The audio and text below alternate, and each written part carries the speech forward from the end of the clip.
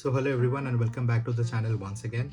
So this is the video that you have been waiting for. A lot of people has already asked me in the comment section down below and in my DMs that what are the expenses that you have incurred during this trip, what is the mileage that you got during this whole trip, how much money did you spend on fuel, how many liters and whatnot. So I decided to make a video about it. So I'll divide this video into 4 parts. First one will be the fuel expenses, second part will be the stays, third part will be the food, and the fourth part I'll share my experiences in this whole journey. How is the road condition, what are the problems that I faced in this whole journey, and some other experiences. So watch the full video, and without wasting any more time, let's get started. So my whole journey was around 1950 kilometers, approximately 2000 kilometers of ride. And the very first day I started from Bangalore and I rode till Rajahmundry, which is around 850 kilometers. In the second day I started from Rajahmundry and I rode till Bhubaneswar, which is around 650 kilometers. And in the third day and the very last day I started from Bhubaneswar and rode till Kolkata, which is around 450 kilometers. So total around 1950 kilometers or approximately 2000 kilometers of ride.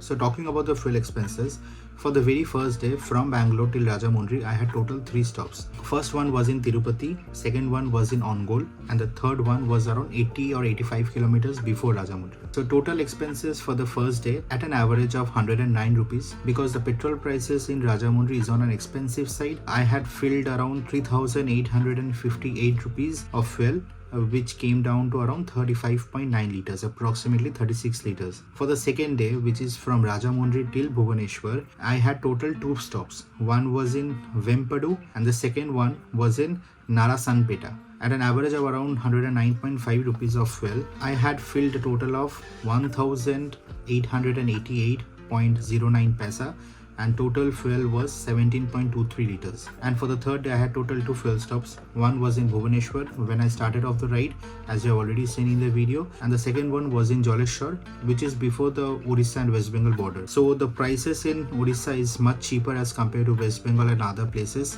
which is around 101 rupees. I had filled fuel of 1824.45 rupees and for a total of 18.05 liters. So total in the whole journey from day 1 to day 3 from Bangalore to Kolkata, I have filled around 7570.84 rupees of fuel, which came down around 71.18 liters, approximately 72 liters. And by that, I guess you have understood that my bike, which is Dominar 400, gave an average of around 27 kilometers per liter.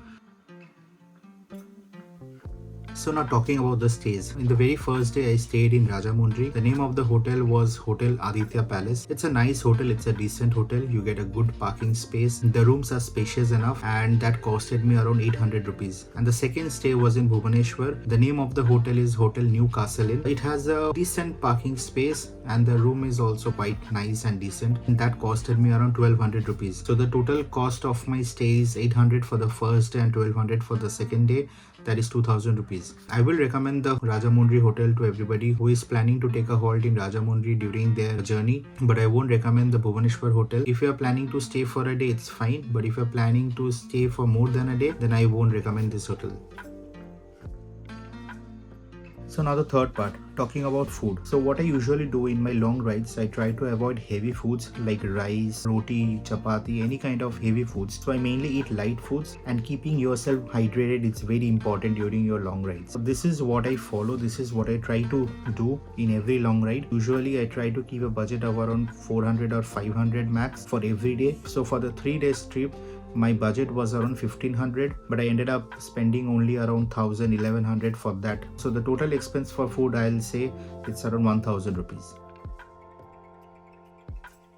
And now the fourth and the final part, talking about my experiences. So Bangalore to Kolkata is itself a huge journey. It's a long journey of 2000 kilometers. Being mentally prepared is very important. And the second most important thing is preparing your bike. Do a proper servicing of the bike before you are leaving. Clean your chain. Check for any kind of wear and tear in your bikes before you start off. And talking about the experiences, the road is nice. So 80% of the road is nice. So when you're leaving Bangalore and entering Andhra Pradesh, in between you will get some speed breakers, so be careful with that. Once you have entered Andhra, the whole Andhra Pradesh circuit is butter smooth. That is one of the best roads that I have traveled so far.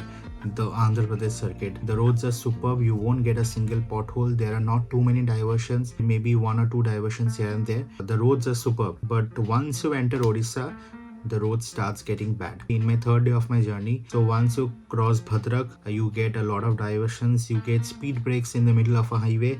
I guess you have already seen in my third episode that I was kind of frustrated with that. Say for example, you are traveling at a speed of 100, 110, and all of a sudden you see a speed breaker without any speed breaker signs. You get around like 5 or 6 speed breakers like that all of a sudden in the middle of a highway. So be careful with that. So once you enter West Bengal, the roads are actually nice. I would say 50% of the roads are butter smooth, 30% of the roads are good, and the 20% of the roads is like it will eat up all your energy. That was my experience. That was the road condition. If you are planning to do this long ride, I wish you all the very best. Plan your journey properly, plan your stops properly, which is very important. If you need any kind of help regarding the route, you can comment down below or you can DM me.